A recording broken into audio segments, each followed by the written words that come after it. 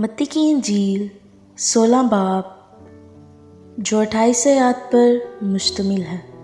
फिर फरीसियों और सदूकियों ने पास आकर आजमाने के लिए उससे दरख्वास्त की कि हमें कोई आसमानी निशान दिखा।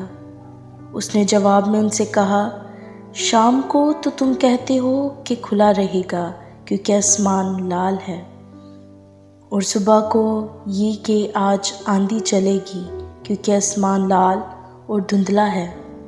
तुम आसमान की सूरत में तो तमीज़ करना जानते हो, मगर ज़मानों की अलामतों में तमीज़ नहीं कर सकते।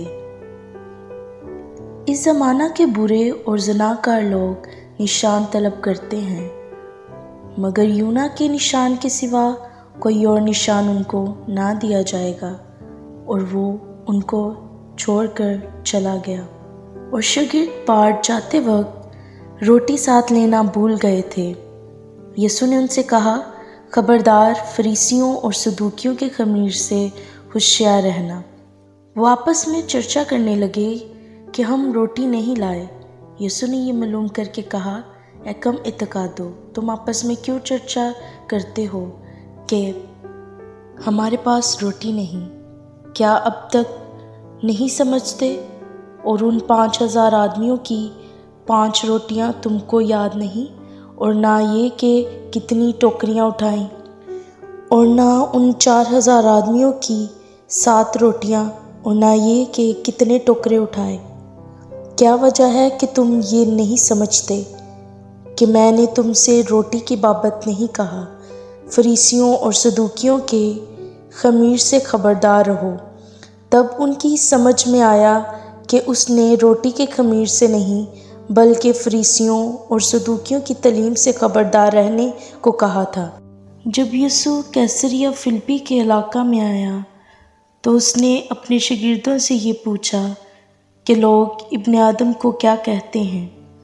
उन्होंने कहा, बाज़ यूहन्ना बपतिस्मा देने वाला कहते हैं, बाज़ एलिया, बाज़ यर्मिया या नबियों में से कोई। उसने उनसे कहा, मगर तुम मुझे क्या कहते हो? शमौन पतरस ने जवाब में कहा, तू जिंदा खुदा का बेटा मसीह है। यीशु ने जवाब में उससे कहा, मुबारक है तुम शमौन बरयूना, क्योंकि ये बात गोश्त और खून ने नहीं बल्कि मेरे बाप ने जो आसमान पर है तुझ पर जाहिर की है। और मैं भी तुझसे कहता हूँ कि तू पतरस है, और मैं इस पत्थर से अपनी कलीसिया बनाऊंगा, और आर्मी रवा के दरवाजे उस पर गालब ना आएंगे। मैं आसमान की बादशाही की कुंजियाँ तुझे दूंगा, और जो कुछ तू ज़मीन पर बांधेगा वो आसमान पर बंधेगा, और जो कुछ तू ज़मीन पर खोलेगा वो आसमान पर खुलेगा। उस वक्त उसने शागिर्दों को हुक्म दिया कि किसी को ना बताना कि मैं मसीह हूँ।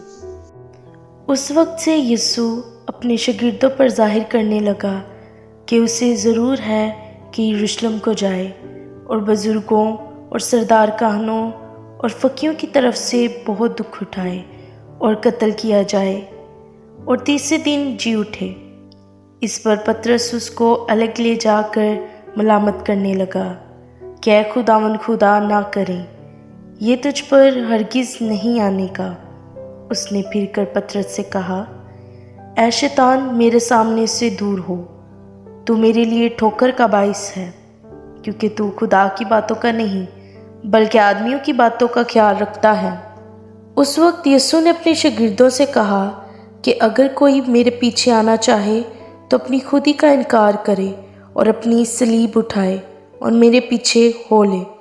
क्योंकि जो कोई अपनी जान बचाना चाहे उसे खोएगा, और जो कोई मेरी खातिर अपनी जान खोएगा उसे पाएगा।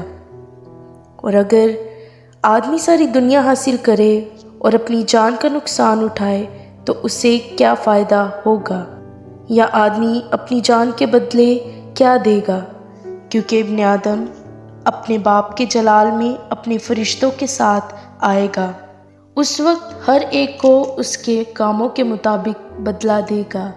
मैं तुमसे सच कहता हूँ कि जो यहाँ खड़े हैं उनमें से बाज़ ऐसे हैं کہ جب تک ابن آدم کو اس کی بادشاہی میں آتے ہوئے نہ دیکھ لیں گے، موت کا مزہ ہرگز نہ چکھیں گے۔ آمین۔